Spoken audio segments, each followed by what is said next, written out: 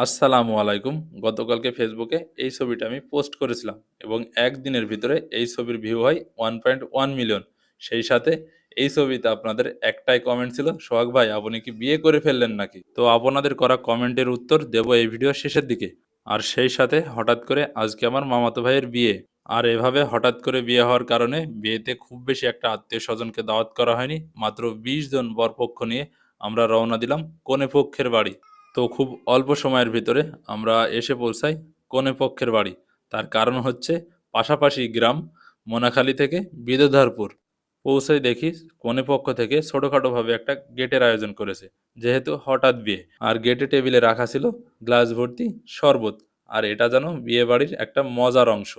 এবং ছেলেপক্ষের মধ্যে থেকে যেকোনো একজনকে এই গ্লাসের শরবত না ফেলে উল্টিয়ে খেতে হয়। তবে সঠিকটা নির্বাচন করে খেতে হয়, কারণ এই গ্লাসের ভিতরে রাখা থাকে মরিচ এবং হলুদের গুঁড়ো। তো গেটের পর্ব শেষ হতেই এবার শুরু হয়ে যায় হালকা নাস্তার আয়োজন। তো আমরা সকলেই বসে পড়ি হালকা নাস্তা করার জন্য। তো নাস্তা খাওয়া শেষ করে আমরা আশেপাশেই কিছুক্ষণ ঘোরাঘুরি করি এবং আবারও শুরু হয়ে যায় খাবার-দাবারের আয়োজন। তো আমরা আবারও সকলে একসাথে খেতে বসে পড়লাম এবং খাবারের আয়োজনে ছিল গরুর গোশ, ছাগলের গোশ, ডিম ভুনা, সাদা ভাত আর শেষ পাতে ব্যবস্থা করা হয়েছিল দই, মিষ্টি এবং একটি করে ঠান্ডার ব্যবস্থা করা হয়েছিল। আর যেহেতু এভাবে হঠাৎ করে বিয়ে, তো ওনারা ওনাদের সর্বোচ্চ ভালোটাই দেওয়ার চেষ্টা করেছে এবং আলহামদুলিল্লাহ খাওয়া-দাওয়াও বেশ ভালোই হয়েছে। তো খাওয়া-দাওয়া শেষ হতেই বরপক্ষের কিছু ছোট শালারা আসে এবং হাত ধুয়ে দেয়। আর এটাও হচ্ছে কিন্তু বিয়েবাড়ির একটা মজার অনুষ্ঠান। আর হাত ধোয়া শেষেই শালাদের পক্ষ থেকে কিছু টাকার আবদার করা হয়ে থাকে আনন্দের সাথে। তো এ সকল আনুষ্ঠানিকতা এবং আনন্দ শেষ হতেই এবার শুরু হয়ে যায় কন্যা বিদায়ের পালা। তো কন্যা বিদায়ের যে সকল আনুষ্ঠানিকতা থাকে সবকিছুই শেষ করে এবার আমরা কনেকে নিয়ে রওনা দিলাম বরের বাড়ির উদ্দেশ্যে। তো প্রথমধ্যেই মনে হলো যেহেতু এখনো অনেকটাই বেলা আছে, তাই আশেপাশে কোথাও একটু ঘুরে আসি। তো সকলে মিলে সিদ্ধান্ত নিলাম আশেপাশে যাব যেহেতু একটু মুজিবনগর থেকেই ঘুরে আসি। আর এই ভাবনা থেকেই আমরা সকলেই সোজা চলে যাই মুজিবনগরে।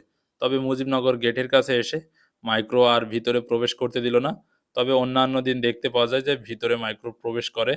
ওনাদের সাথে একটু কথা বলে, তবে আজকে কোনোভাবেই প্রবেশ করতে দিল না। তাই তো মাইক্রো থেকে নেমেই হাঁটতে ভিতরটা একটু ঘুরে ফিরে দেখলাম। আর ঘুরতে ওদের বেশ কিছু ফটোশ্যুট করে দিলাম। যেহেতু নতুন বর, নতুন বউ, ফটোশ্যুট তো হবেই। তো ওদের বেশ কিছু ছবি তুলে দিতেই মামাতো ভাইও আমাকে জোর করে ওর শেরওয়ানি পরিয়ে বেশ কিছু ছবি আমারও উঠিয়ে দিল। আর সেই ছবিটাই ফেসবুকে আপলোড দিয়েছিলাম ওর কথা মতোই। আর আপনারা সেখানেই কমেন্ট করেছিলেন, "সোহাগ ভাই আপনি কি বিয়ে করে ফেললেন নাকি?" তো বলছি এখনো আমি বিয়ে-শাদী করিনি। তবে ওদের জন্য আপনারা সকলেই দোয়া করবেন। ওদের যেন এই নতুন জীবনটা সুন্দর ও সুখময় হয়।